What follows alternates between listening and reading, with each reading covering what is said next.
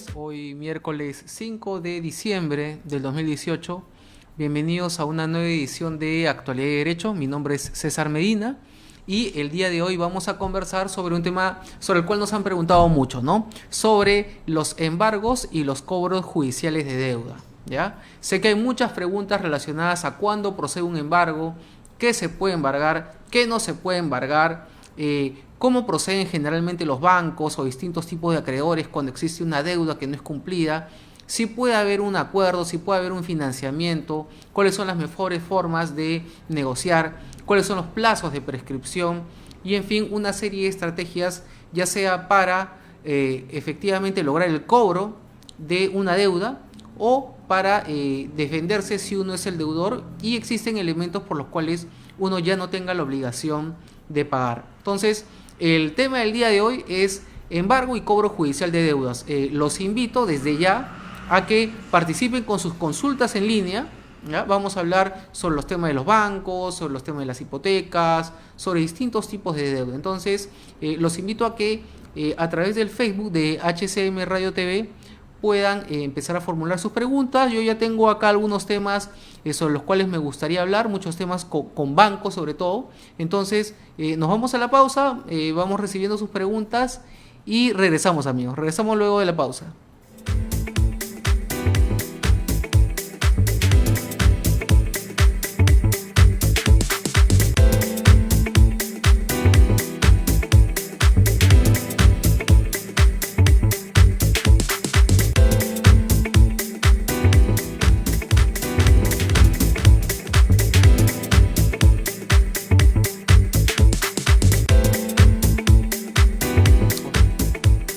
Bueno, amigos, estamos de regreso en Actualidad y Derecho y lo que vamos a hacer ahora es ya tratar en detalle, ¿no?, el tema relacionado a el embargo y el cobro judicial de las deudas, ¿no? El primer alcance que me gustaría brindarles, ¿no?, ya estoy revisando acá sus preguntas, es ¿qué es un embargo?, ¿no? Entonces me indica, ¿no? Doctor Medina, un embargo es cuando la empresa o el acreedor me envía una notificación y me señala de que ya va a ejecutar una medida cautelar y que tengo que realizar inmediatamente el pago de la deuda. ¿En qué consiste eso? Entonces es importante aclarar este punto. Un embargo es la afectación de los bienes de una persona que es considerada como deudora. Y el embargo se ejecuta en virtud de una resolución judicial. Ese es el primer punto sobre el cual tenemos que partir. Los embargos son decisiones judiciales sobre, por ejemplo, la existencia de deudas civiles en el plano civil. Hay otro tipo de embargos, que son los embargos de índole administrativa, porque en el ámbito del Poder Judicial, en el ámbito civil, podemos tener deudas que se generan como consecuencia de un contrato, de una relación entre particulares o de una relación entre el Estado y un particular que proviene de una fuente de derecho privado. Sin embargo, los embargos que son ejecutados directamente por la administración pública tienen que ver mucho con servicios que brinda el Estado o con infracciones en las cuales incurrimos los ciudadanos, sean personas naturales o sean empresas, y que estas son tramitadas en un procedimiento. Casos típicos: cuando la municipalidad nos impone una sanción por un tema de edificación, cuando nos impone una sanción por un tema tributario, nos impone, valga decir, una multa. En el caso de Indecopi, cuando hay pues estas resoluciones del Indecopi por casos de protección al consumidor y cualquier otra especialidad, y en general cualquier entidad del Estado que nos imponga una multa, ¿no? Cuando esa multa no es pagada o no es objeto de suspensión a través de las vías legales pertinentes, lo que hace esta entidad es, a través de su ejecutor coactivo, iniciar la cobranza. Y para tal efecto se emite una resolución por la cual se ordena el pago en un plazo de 7 días hábiles. Y si no se procede con el pago, lo que hace el ejecutor coactivo es disponer el embargo. Y ese embargo se puede traducir en el embargo de cuentas bancarias, en el embargo en cuentas bancarias ¿para qué? Para retener los montos que son el objeto de la deuda. Asimismo, también se embarga en forma de inscripción, es decir, se anota una inscripción en la partida de los inmuebles, si usted tiene una casa, si usted tiene un departamento, o de bienes muebles como los vehículos, etcétera. Entonces, el embargo de manera general es la afectación de bienes de los bienes del deudor. Entonces, ya hemos explicado la parte administrativa. En el ámbito de las deudas civiles, el juez es el que dicta la resolución que concede una medida cautelar, ¿no? O sea, a mí me deben una suma de dinero, acudo al Poder Judicial, solicito que se trabe un embargo, este embargo es dictado por el juez y se ejecuta.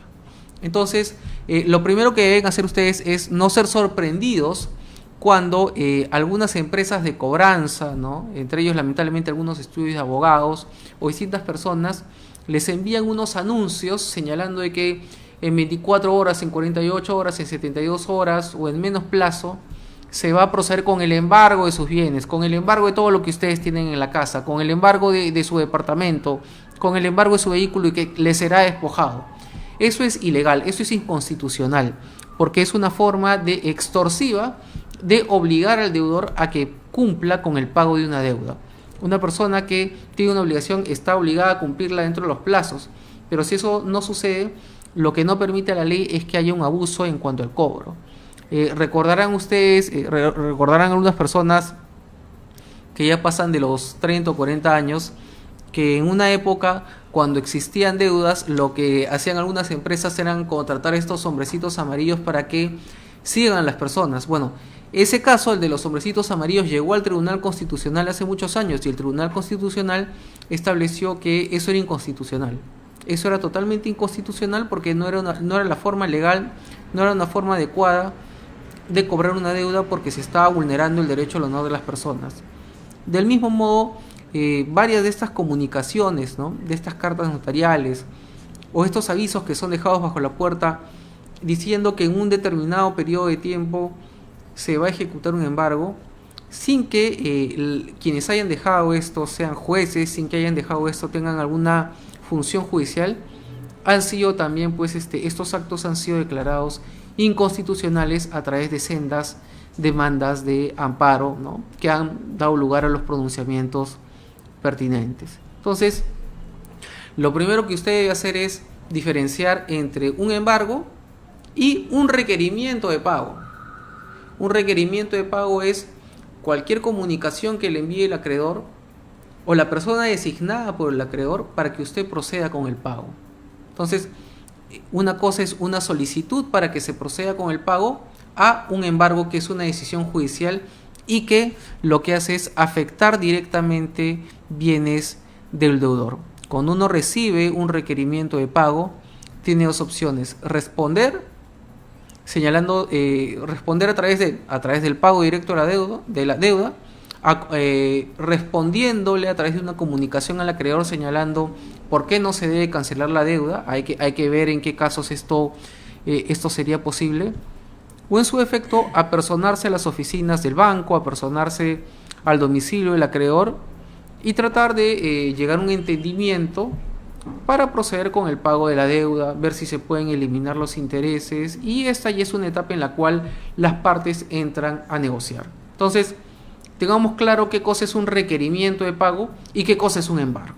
Teniendo en cuenta eso, debemos decir, cuando yo soy deudor y se dicta o mi acreedor acude al Poder Judicial para que me embarguen bienes, ¿qué tipo de bienes no son susceptibles de embargo? ¿Qué bienes son inembargables?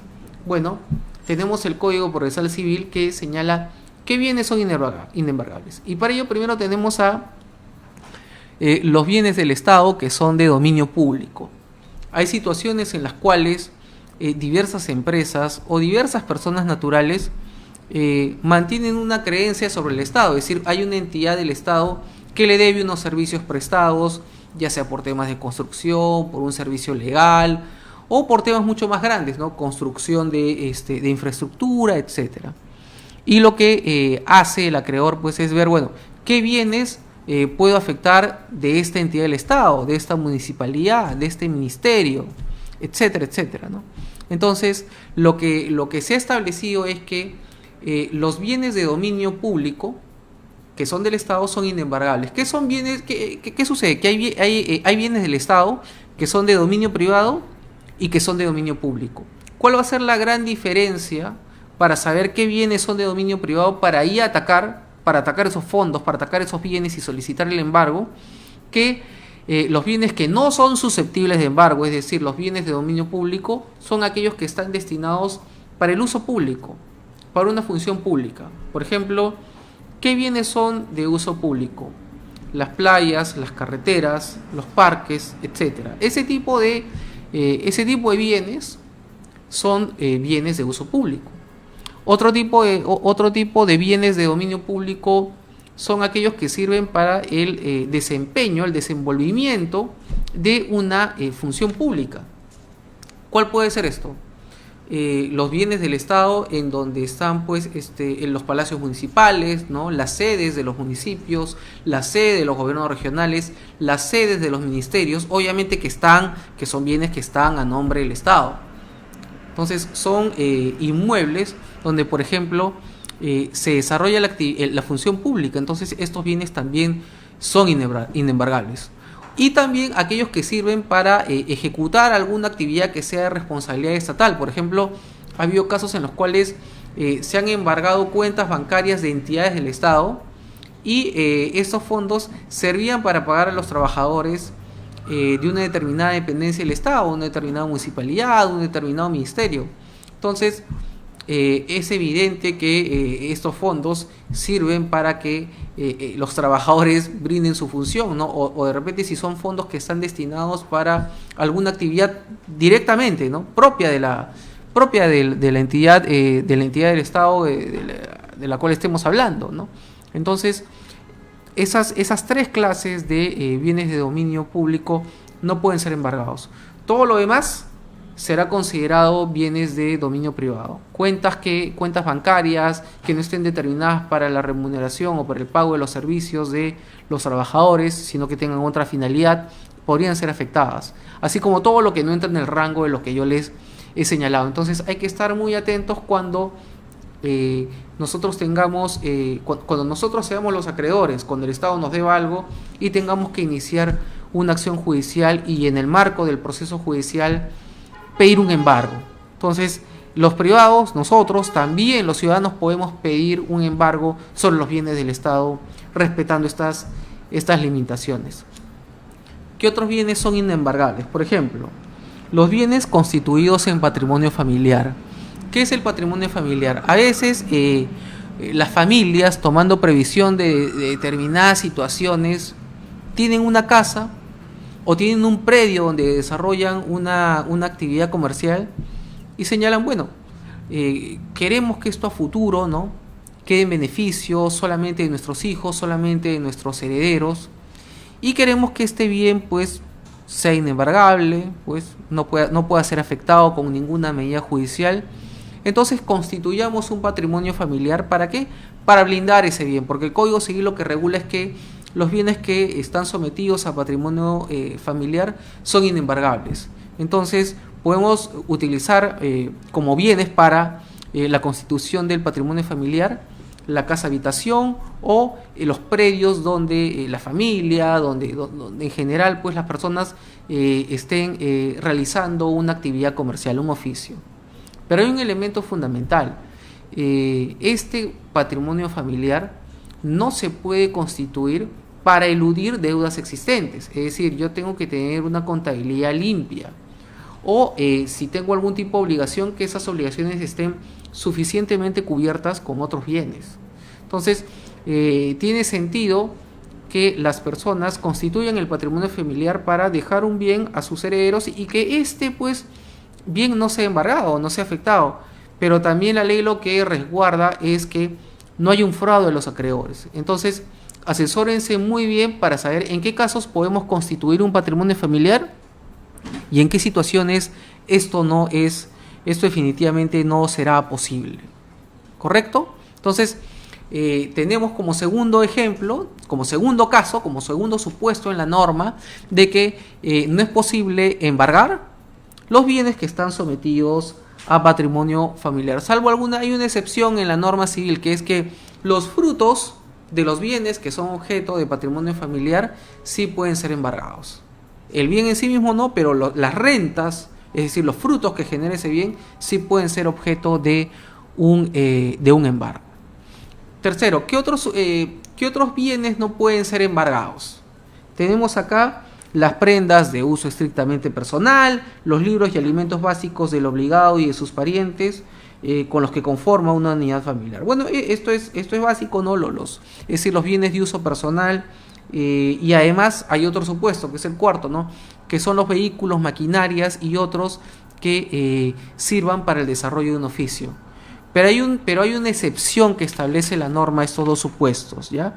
Y que es que sí pueden embargarse estos bienes cuando se trata de garantizar el precio por el cual han sido adquiridos. Es decir, yo adquiero libros de uso personal, yo adquiero alimentos de uso personal, yo adquiero maquinarias o vehículos de uso personal.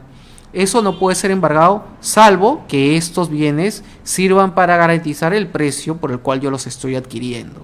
Entonces, esto resulta muy razonable y hay que saber en qué límites debe evidentemente manejarse. ¿Qué otro tipo de bienes no pueden ser objeto de un embargo?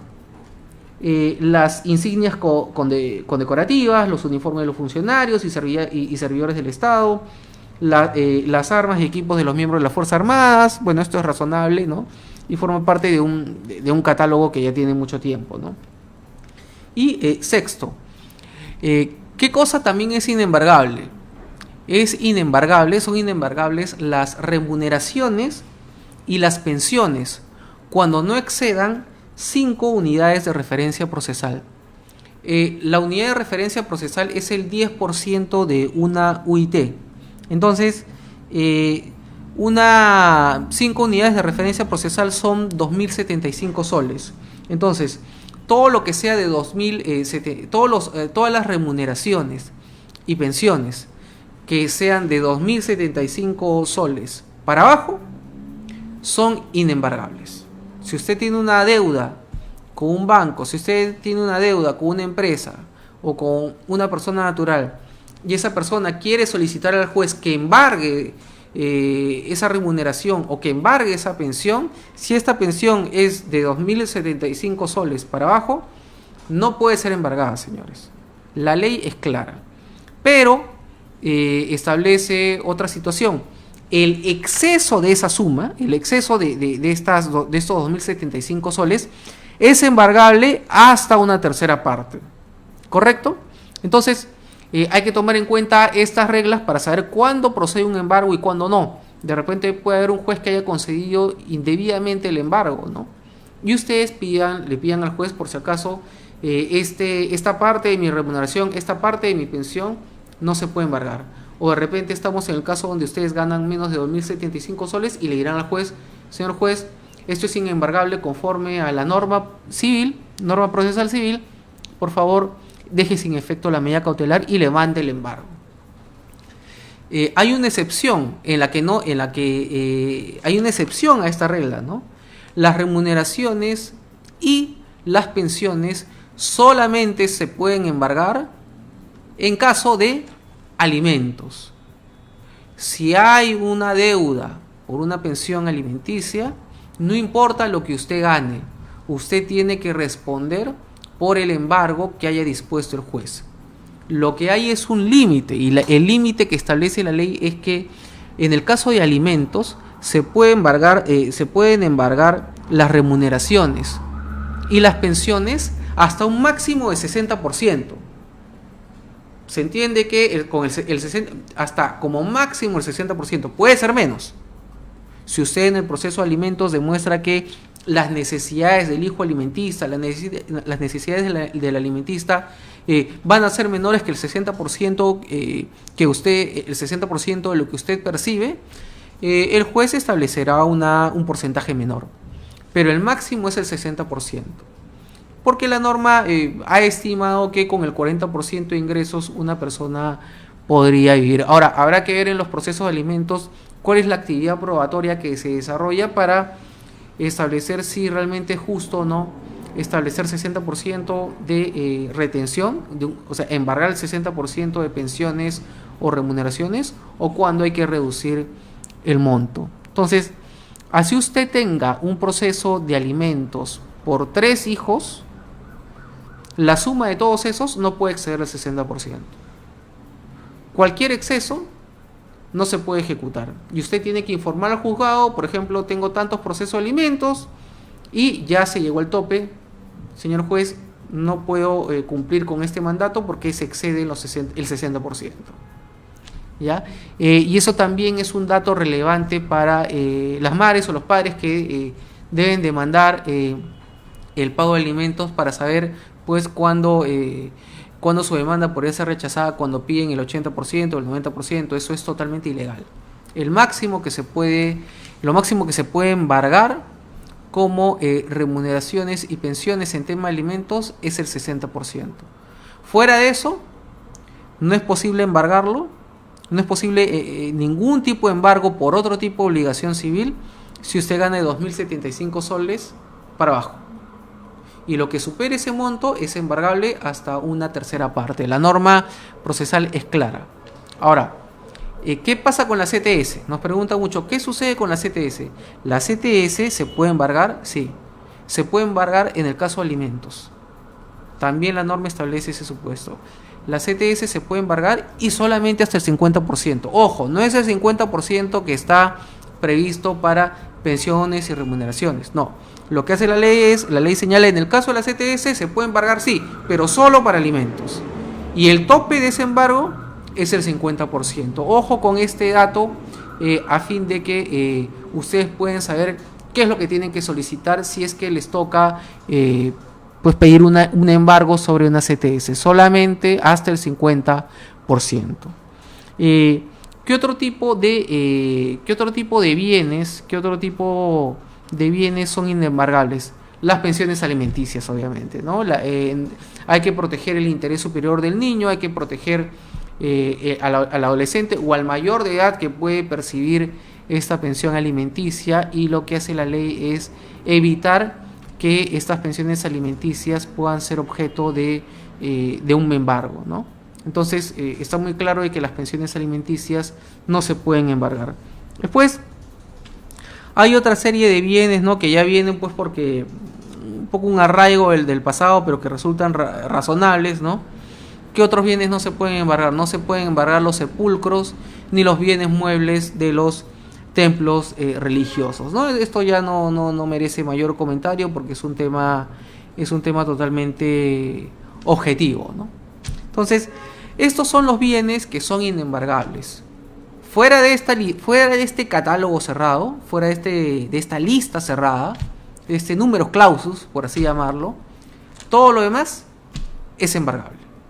Entonces, ya hemos tratado sobre qué cosa es un embargo, qué cosa es un requerimiento de pago y qué bienes no se pueden embargar.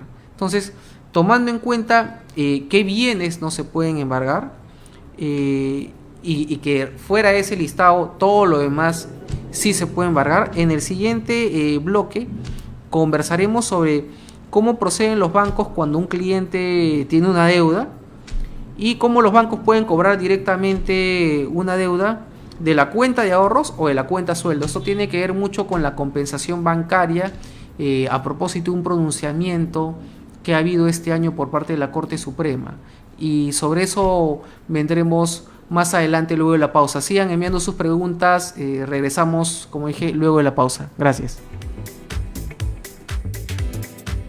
Me gusta tu silencio. Es la mejor forma para expresar tus sentimientos. Me encanta cuando lloras porque me he quedado con parte de tu alma. Me ilusiono con tu sonrisa porque sé que ha valido la pena el momento. Congelemos este momento porque me encuentro entre tus manos. Toma un libro y vuelve a vivir.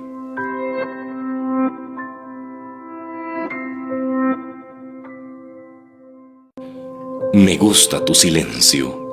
Es la mejor forma para expresar tus sentimientos. Me encanta cuando lloras porque me he quedado con parte de tu alma. Me ilusiono con tu sonrisa porque sé que ha valido la pena el momento. Congelemos este momento porque me encuentro entre tus manos. Toma un libro y vuelve a vivir.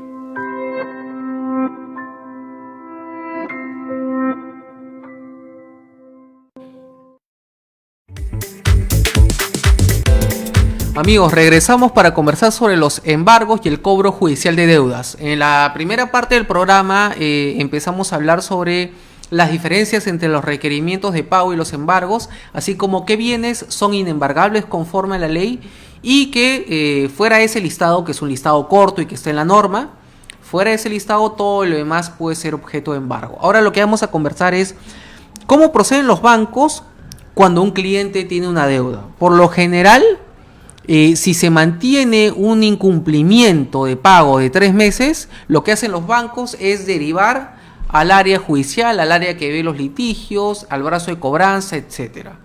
Entonces, la idea es evitar atrasarse en el plazo de 3 meses, que no es un plazo que esté en la ley, sino es una política que más o menos manejan la mayoría de bancos. Entonces, la sugerencia es empezar a realizar amortizaciones para no llegar a los 3 meses de deuda. O en todo caso, acercarse al banco y ver la posibilidad de una renegociación.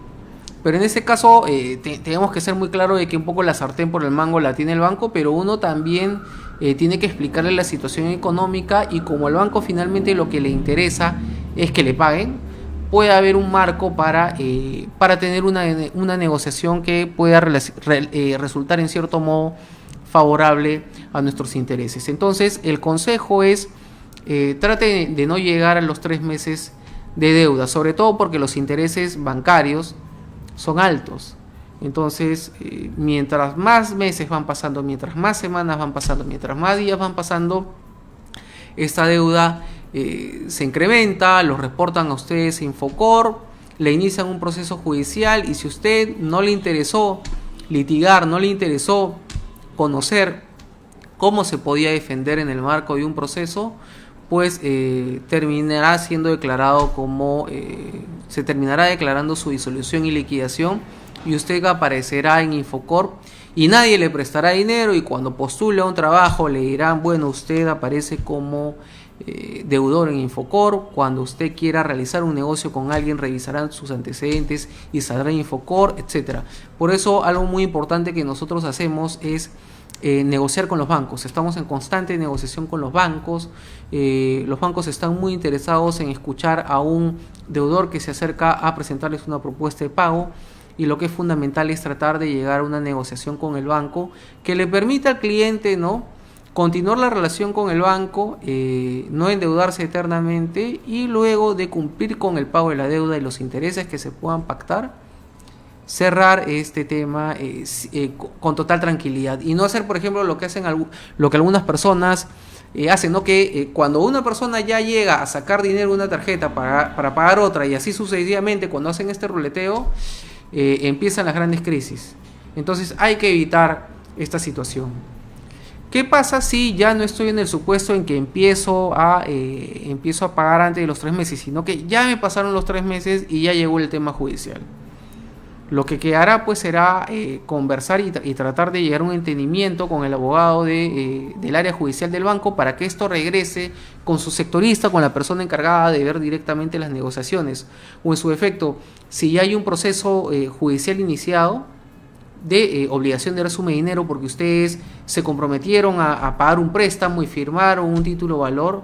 Lo que es fundamental acá es tener en claro de que el hecho de que se haya iniciado un proceso judicial porque el banco o cualquier otro acreedor solicita que se pague una deuda, no evita de que en el transcurso de este proceso las partes puedan llegar a un acuerdo. Incluso muchas veces ya existiendo sentencia, ya existiendo un pronunciamiento definitivo, uno puede reunirse con el acreedor y formalizar un acuerdo que se llama acto jurídico posterior a la sentencia. Cuando no hay una sentencia, lo que celebramos es una transacción extrajudicial, o una transacción judicial, o una conciliación. Cuando ya hay una sentencia, también hay posibilidad de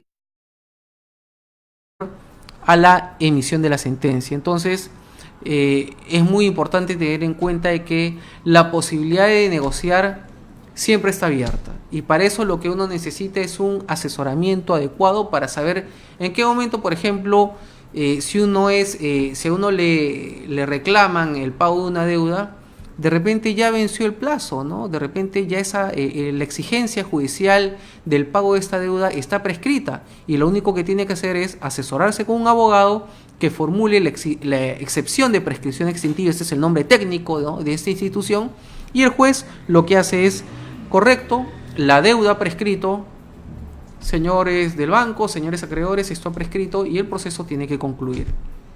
Entonces, en ese sentido, ganarle un proceso a una entidad financiera o en general a un acreedor no es algo que resulte imposible, ¿no?, si es que uno cuenta con una asesoría adecuada para estos aspectos. Ahora, hay que tomar en cuenta una situación: muchos deudores, ¿no?, por desconocimiento, muchas personas en general por desconocimiento dicen: bueno, mi deuda está prescrita, así que me demanden todo lo que quieran. No, señores, eso no es así. Cuando uno se da cuenta de que el plazo ya prescribió, la norma le indica al juez de que el juez está prohibido declararlo de oficio. Es decir, el juez solamente se va a pronunciar a favor de la prescripción si el deudor, a través de sus abogados, lo informa en el proceso. Entonces, si a usted se le venció el plazo para deducir la excepción de prescripción extintiva, que por ejemplo en un proceso, en algunos procesos puede ser de 10 días, si a usted se le venció el plazo, ya no hay forma de solucionar esta situación y el proceso tiene que avanzar. Porque si se le venció el plazo para deducir esta excepción de prescripción, ya no puede pedir una nulidad de todo lo actuado, porque el Código Procesal, la norma procesal civil establece que uno no puede pedir vía nulidad aquello que se pudo solicitar como excepción. Entonces, a veces por no recurrir a una adecuada asesoría legal, por pensar que simplemente ya prescribió y no hay nada que decir, y que al final del proceso recién presentará un escrito, se pierden grandes oportunidades, como la oportunidad para pedir y obtener que se declare judicialmente la prescripción de la acción de cobro, ¿no? Entonces es fundamental siempre, como siempre lo decimos, contar con una buena asesoría. Entonces, importante, señores, lo de la prescripción, ¿correcto? Tercer punto, ¿no? Los bancos pueden cobrarse una deuda directamente de la cuenta de ahorros o la cuenta sueldo de un cliente. ¿A qué me refiero? Por lo general, los bancos pues solicitan ante el Poder Judicial, acuden al Poder Judicial y piden la medida cautelar de embargo en forma de retención sobre las cuentas bancarias. Es decir, que se congele el dinero que ustedes tienen en la cuenta bancaria hasta por el monto que le den al banco. Entonces, yo soy el banco A, por ahí conozco, sospecho que este cliente que no me quiere pagar tiene cuentas en los bancos C y D, le pido al juez que embargue esas cuentas. ¿Y qué sucede con las cuentas que este cliente tiene en mi banco? Yo soy el banco A, me deben 10.000 soles, 15.000 dólares o cualquier suma que ustedes estimen. Y este cliente tiene una cuenta de ahorro o tiene una cuenta de sueldo en mi banco. Yo como banco puedo cobrarme directamente. Muchas veces eso es lo que preguntan los clientes. ¿El banco puede cobrarse directamente? Y la respuesta es que sí, señores. Por eso hay que estar muy alerta. Porque para eso existe la compensación bancaria. ¿En qué consiste la compensación bancaria? El banco ya no tiene que recurrir al Poder Judicial, sino si el banco, dentro de su institución, su deudor tiene una cuenta, la ley de bancos le permite hacerse el cobro hasta por el monto de la deuda.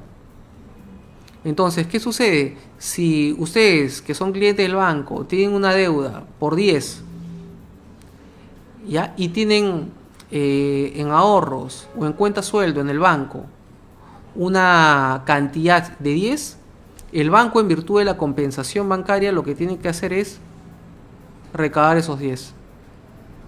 ¿Por qué? Porque eso no es un embargo, es la facultad que le permite la ley de bancos para hacerse ese cobro, ¿correcto?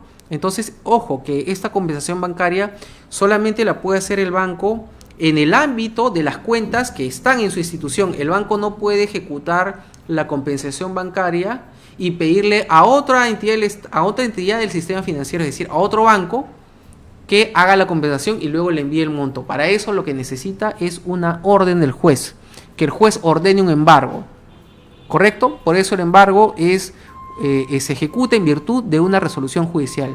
Y lo que está haciendo el banco en esta oportunidad, al cobrarse directamente, es una compensación. Ojo con la diferencia entre embargo y compensación bancaria, ¿correcto? Ha habido amplia polémica sobre esta situación, porque se ha dicho, no, pero ¿acaso las remuneraciones y las pensiones no son inembargables? Y este exceso no solamente es cuando se superan los 2.075 soles hasta una tercera parte en los temas de alimentos. Sí, pero precisamente por ese nombre son inembargables. Es decir, de que estas cuentas de ahorros, estas cuentas de remuneraciones, estas cuentas sueldos, estas cuentas de haberes, no pueden ser embargadas, pero el banco sí puede compensar. Esa es la figura, es una figura distinta. Entonces es necesario tomar eso en cuenta para evitar desagradables sorpresas. Entonces la limitación que existe en la norma es, ojo, contra los embargos, no es una limitación que exista con la compensación bancaria. Había un pronunciamiento este año porque un banco realizó la compensación bancaria, una institución financiera, un banco reconocido en el mercado, realizó la compensación bancaria de una cuenta sueldo. Y hubo un criterio del Indecopi que ha ido variando en el tiempo, ¿no? Hubo una decisión del Indecopi en la cual se señaló, no, estos bienes, en la cual finalmente se le impuso una multa por haber efectuado esta compensación. Y esto ha llegado a la Corte Suprema. Y la Corte Suprema lo que ha señalado es la prohibición de inembargabilidad para cuentas, mejor dicho, para remuneraciones, también se extiende a la compensación bancaria. Ahora, esto desestima lo que yo he explicado antes, que los bancos tienen la facultad para compensar pese a la existencia de esta resolución judicial. No, los bancos ya han informado que van a seguir haciendo lo mismo. ¿Por qué? Porque esta resolución de la Corte Suprema es una resolución de una sala que no constituye pleno casatorio. Hay que tomar en cuenta que las decisiones vinculantes para todos los órganos judiciales del Perú se dan a través de los plenos casatorios. Los plenos casatorios resultan vinculantes para todos los órganos de justicia.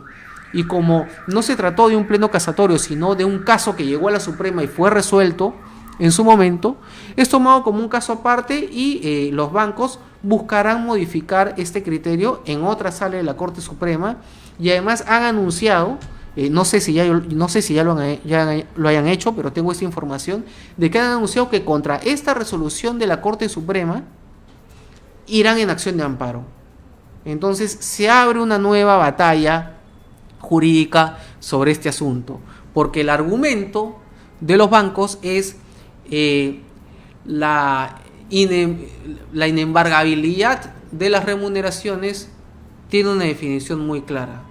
Solamente está ceñida a la figura del embargo, no a la compensación bancaria, que está en una ley aparte.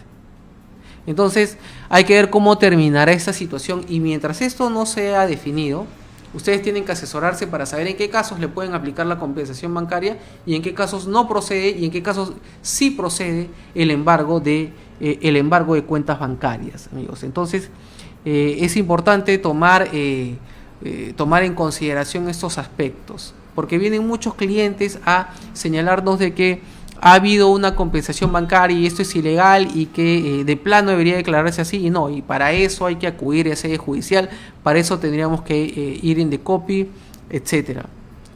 Así como muchas personas han considerado por una mala asesoría, porque simplemente no han tenido asesoría, de que por el hecho de que ya se haya pasado el plazo de prescripción para exigir el cobro de una deuda, esto ya no se puede discutir.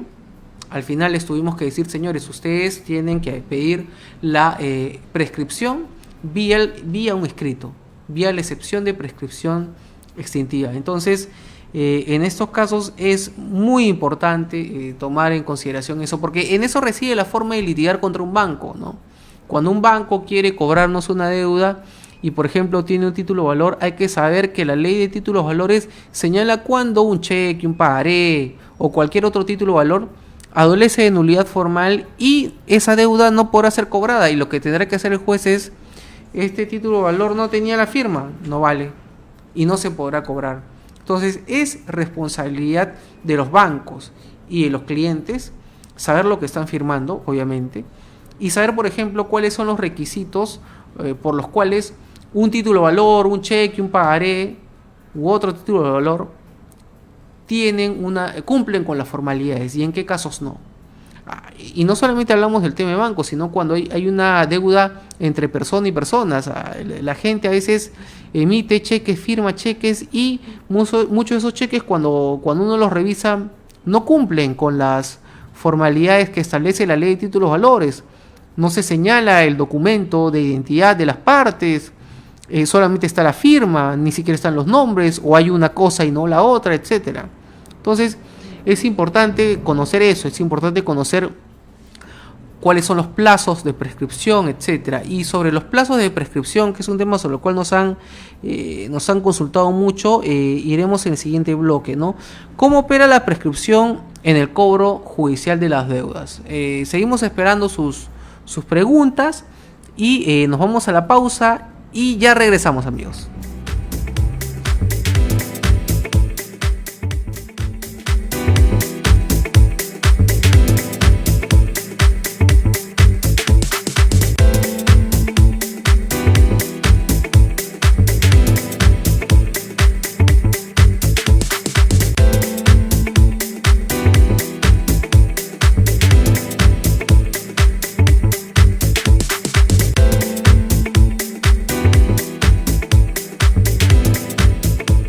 Amigos, bienvenidos de vuelta a Actualidad y Derecho. Estamos hablando sobre los embargos y el cobro judicial de las deudas. Ya hemos hablado cuándo diferenciar un requerimiento de pago de un embargo.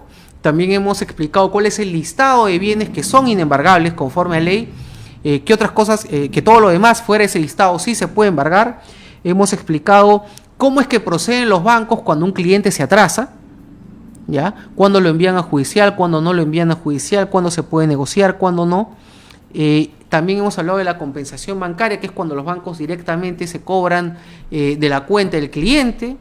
Hemos explicado cómo más o menos cuál es la estrategia que debemos seguir cuando se litiga contra un banco. Y ahora lo que vamos a explicar es un tema que da para mucho y esta va a ser la primera parte de varios programas en los cuales nos vamos a explayar al respecto. Es cuándo opera la prescripción judicial de una deuda. A ver, la gente pregunta, ¿qué es lo que prescribe? ¿La deuda? No prescribe. O sea, lo que se debe entender es que lo que prescribe es la posibilidad que tiene cualquier acreedor de acudir al Poder Judicial para exigir el reclamo de una deuda. Eso es lo que prescribe.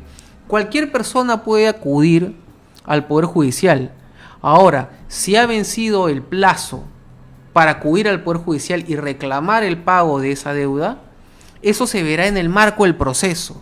Y para eso es fundamental que el demandado, es decir, el deudor, se apersone el proceso y dentro del plazo de ley cumpla con formular la excepción de prescripción extintiva y señale que han transcurrido los 10 años, por ejemplo, para solicitar el pago en vía judicial de una determinada deuda. Entonces tenemos que en principio hay un plazo de 10 años para exigir el cobro de una deuda a nivel judicial.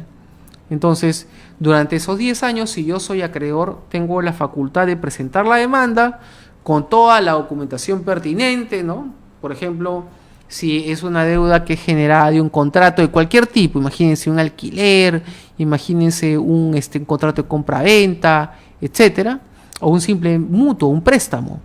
Ustedes tienen 10 años para solicitar el pago de esa deuda y tendrán que adjuntar todo el acervo documentario que les va a dar la razón, es decir, los contratos firmados, correos electrónicos, videos, fotos, declaraciones testimoniales, declaraciones de parte, etcétera. Todo lo que permite la ley, todo tipo de documentación y todo tipo de declaración de testigos y declaración de parte, ¿no? Que forman parte de los medios probatorios que regulan la norma procesal al momento de litigar. Entonces hay que tomar en cuenta que hay un primer plazo de 10 años. Pero también hay otros plazos más cortos, ¿no? Es, ¿qué pasa si si yo celebré un contrato simulado? Yo celebré un contrato simulado, ¿ya? Para defraudar a un determinado acreedor o para eludir una responsabilidad frente a alguien, etc. Yo simulé una compraventa, yo simulé una donación.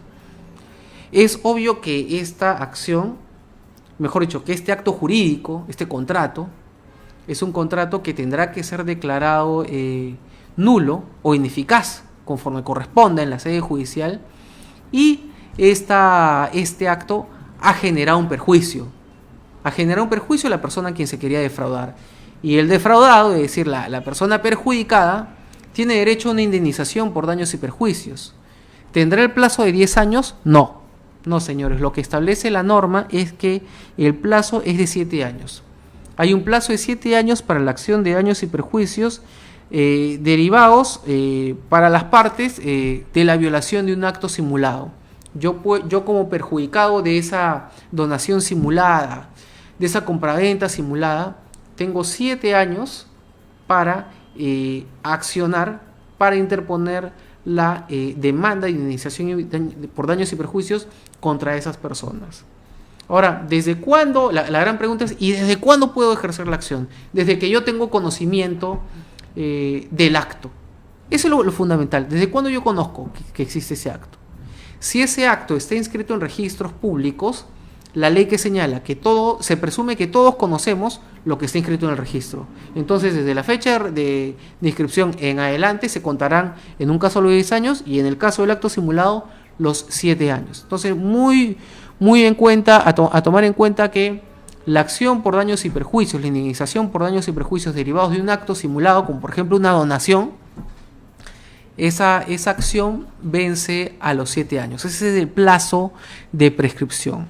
¿Qué otros plazos de prescripción tenemos? A ver, pongamos otro supuesto. La indemnización por daños y perjuicios por responsabilidad extracontractual. Es decir, yo fui perjudicado como consecuencia de un accidente, como consecuencia de un reporte indebido en Infocor, como consecuencia de cualquier hecho que me ha generado daño y que no deriva de una relación contractual. Si hubo un accidente y se me generó un daño y hay un responsable por ese daño, hay una situación de responsabilidad civil, sí. Hay que pagar una indemnización, sí. Pero esa indemnización no tiene fuente en un contrato, sino tiene una fuente extracontractual. La ley señala que el plazo de prescripción es de 2 años, señores. Muy importante, la indemnización por responsabilidad, la indemnización por daños y perjuicios, como consecuencia de que existe responsabilidad extracontractual, el plazo es de 2 años. Entonces es un plazo muy corto. Entonces muchas veces llegan los clientes y estamos justo sobre el plazo y tenemos que activar rápidamente, por ejemplo, la conciliación extrajudicial, y con eso empezamos a parar esos plazos de prescripción. Empezamos a suspender, empezamos a interrumpir, por ejemplo, con el requerimiento notarial. Por eso, si ustedes tienen alguna duda respecto a estos temas, tienen que consultar necesariamente con un abogado para que hagamos el cómputo de los plazos y saber si usted está en la acción personal donde el plazo es de 10 años, o si por ejemplo usted lo que tiene es derecho a una indemnización por daños y perjuicios como consecuencia de una responsabilidad extracontractual, en cuyo caso el plazo pues será de 2 años. Esto es fundamental. Y bueno, y finalmente hay un plazo más largo, un plazo que se ha extendido, que es ¿cuál es el plazo que yo tengo para pedir alimentos, la pensión de alimentos? Por ejemplo, desde el año 1, desde el mes 1 de nacido. ¿Cuál es el plazo de prescripción? La ley establece que son 15 años, señores. 15 años. Entonces, atención, que el plazo de prescripción para demandas de alimentos, para acudir judicialmente para el pago de alimentos, es de 15 años. Es un plazo muy largo, pero es un plazo a través del cual se está tratando de tutelar pues los intereses de los alimentistas. Y hay que recordar lo siguiente, Cuando hablamos de pensiones de alimentos, no solamente estamos hablando de menores de edad, porque uno también tiene la obligación de pasar alimentos a los hijos mayores hasta los 28 años, siempre y cuando estos mayores de edad, estos hijos, estén estén cursando estudios técnicos o superiores, técnicos universitarios, adecuadamente, estén teniendo un buen desempeño. Entonces, ojo, que si, por ejemplo, tenía que cumplirse esta obligación a los 28 años y el plazo de prescripción es de 15, 28 más 15, estamos hablando de 43 años. Hasta los 43 años esta persona podría demandarles el pago de la pensión de alimentos por ese periodo. Entonces hay que tomar en cuenta de que los plazos de prescripción no son un juego, son un tema muy serio, porque puede ser la diferencia entre tener que pagar una deuda o no tener que pagar una deuda por el transcurso del tiempo. Hay que recordar de que esto no es una cosa justa o injusta. Esa es una disposición de la ley, porque la ley sanciona al acreedor que negligentemente ha dejado de cobrar durante el plazo de ley. Entonces, hay una obligación por parte del deudor de pagar, por supuesto, y que pague conforme a lo que señala la ley. Pero también hay una obligación del acreedor de ejercer la acción en los plazos. Y si el acreedor no ejerce la acción dentro de los plazos, hay una sanción legal. Es como, por ejemplo, la prescripción adquisitiva de dominio, es decir, cuando pasa más de 10 años en el que yo estoy en un inmueble, el dueño nunca desapareció, yo encontré este inmueble, ya pasaron 10 años, he tenido una posesión pacífica, pública, y me he comportado como propietario, la ley señala que yo tengo derecho a adquirir este inmueble, a adquirir este bien a través de la prescripción adquisitiva de dominio. Es un derecho que me concede la ley, porque la ley considera que yo he cuidado durante todo ese tiempo, durante todo ese periodo, el inmueble, y por otro lado sanciona al propietario que se ha desentendido totalmente del bien, porque de lo contrario pues tendríamos bienes que están sin ningún tipo de cuidado, sin ninguna persona que se haga cargo de ellos. Entonces hay que tomar en cuenta que el tema de los plazos es muy importante, y no solamente es importante el tema de los plazos para pedir, mejor dicho, el tema de los plazos para demandar judicialmente el cobro, sino también el tema de los plazos para oponer la prescripción extintiva. O sea, tanto el acreedor tiene una obligación de verificar los plazos para saber hasta cuándo puede demandar, como el deudor para saber de que una vez que es notificado judicialmente con la demanda, tiene un plazo de ley, tiene un plazo en cada tipo de proceso, sea sumarísimo, ejecución, abreviado de conocimiento, para presentar el escrito en el cual le diría al juez: señor juez, declare fundada mi excepción de prescripción extintiva. ¿Por qué? Porque el plazo que tenía el acreedor para acudir ante su despacho para solicitar el pago de esa deuda ya venció. Hay una serie de situaciones muy interesantes, y la jurisprudencia, es decir, el pronunciamiento reiterado de la Corte Suprema en estos temas es amplísimo.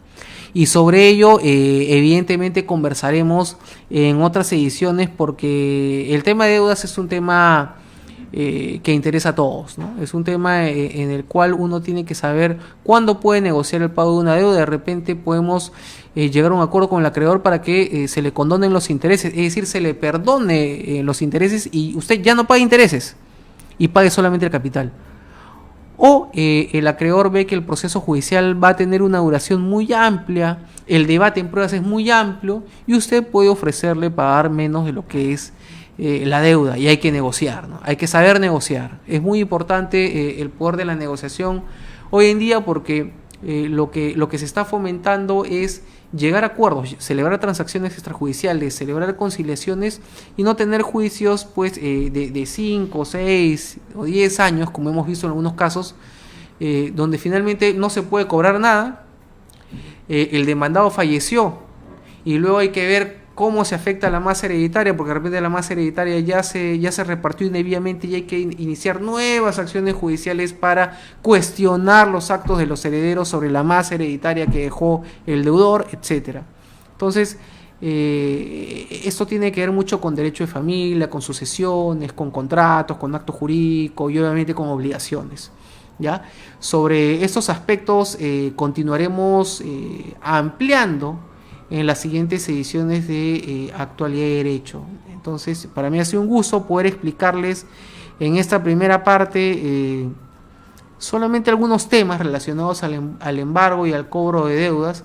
Más adelante analizaremos qué es lo que hay que hacer si uno quiere comprar un inmueble o si uno se le quiere celebrar un contrato de arrendamiento, etcétera.